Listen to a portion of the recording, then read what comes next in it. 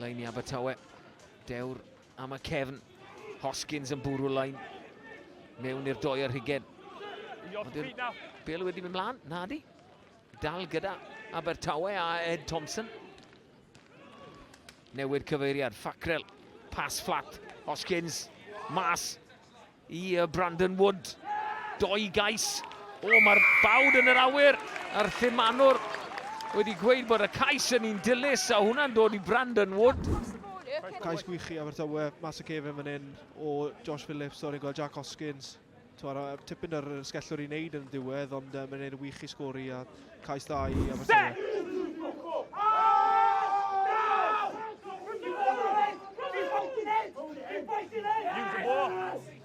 Defnyddio, mae rhaid i'r Quins wneud, a maen nhw'n llwyddo gwneud hynny. MacDonald. Mas o'r drws cefn, Steffan Jack Jones. A Bas yn llwyddo. Cyrraedd Phillips. Wel, am gais i'r Quins. A law yn yr awyr. Ond mae yna sgwrs fach yn mynd i ddod, dwi'n meddwl.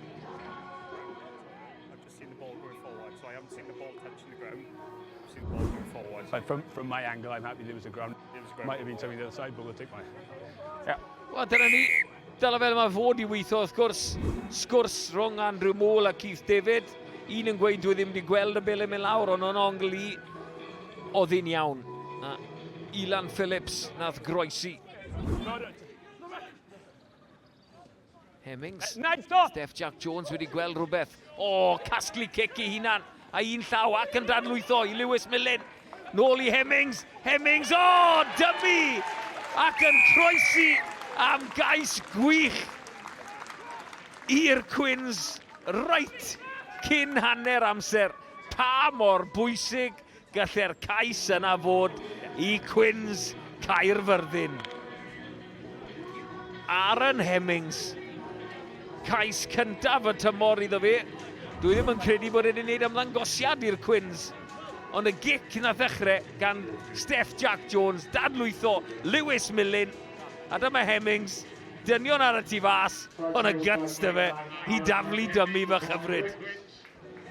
Un llaw Steff Jack Jones, dadlwythiad hyfryd, cadw'r Bale yn fyw.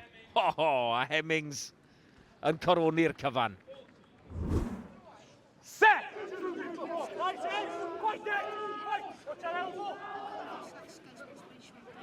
Mae'n y moyn pel gyflym Shenton, meddwl mynd un ffordd yn troi ffordd arall ac yn dadlwytho. Phillips, y bas fflat i Wood. A'r cais, ail gais i'r ysgellwr. 2 wythnos diwetha, dydd Sadwrn diwetha, a 2 ar nos Iau. Mae'r boi mae'n ffili stopo sgori.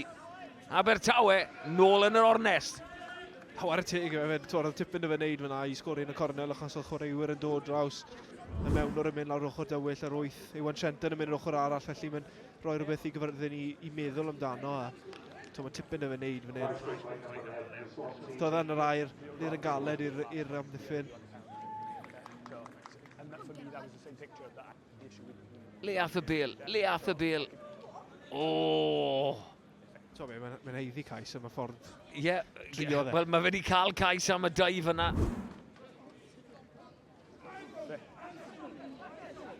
Lain lwyddiannus i Abertawe, dyma'r hyrddiad yn dod. Jamie Cox sydd ar Bale. Dwi ddim yn gweld yn roedd i neb arall. Mae Josh Phillips mewn yna, mae Brandon Wood mewn yna. Odyn nhw dal i fynd siamlan, odyn ma nhw. Justin Bryn! Lewis Edwards yn mynd dros ben llestri.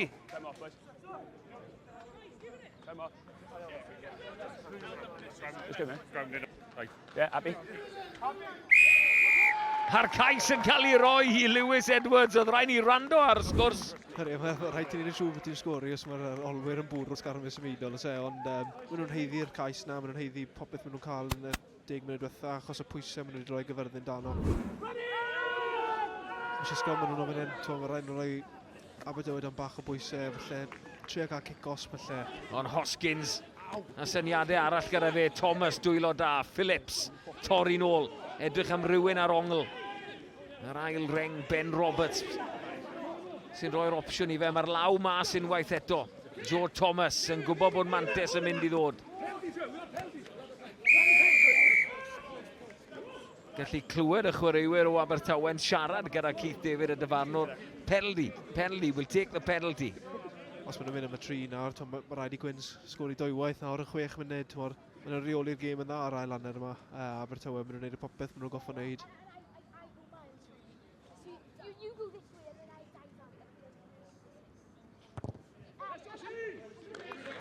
Ni'n meddwl am eiliad bod wedi methu, ond mae fe yn llwyddiannus. 9 pwynt o fantes felly gan Abertawe. Dal i chwarae, mae'n cloc ni'n goch. Os na ddiwedd globach yn dod â rhywbeth i'r Quins. Eilir George yn trial ffindo ffordd trwodd. Amddiffyn Abertawe wedi bod yn arbennig yn yr ail hanner yma. Nawr te, penderfyniad fan hyn, oedi'r Quins yn moyn pwynt. 17, you've got to get backwards first. Y weithred olaf fydd Aled Thomas, sy'n 41 yn mlwydd oed, yn anelu am y pist. A'i Anel yn gywir, serch i oedran, yn dod â pwynt bonus yn unig i Quins Caerfyrddin. Abertawe wedi dominyddu yr ail hanner yn llwyr. Lewis Edwards, Kieran Hardy yn dewis fel seren y gêm a rhaid cytuno. Josh Phillips wedi cael gêm arbennig hefyd. 3 chais yn erbyn 1 oddi a Abertawe yn fuddigol achos y perfformiad yn yr ail hanner. Y sgôr terfynol ar y parc, Quins Caerfyrddin 18, Abertawe 24.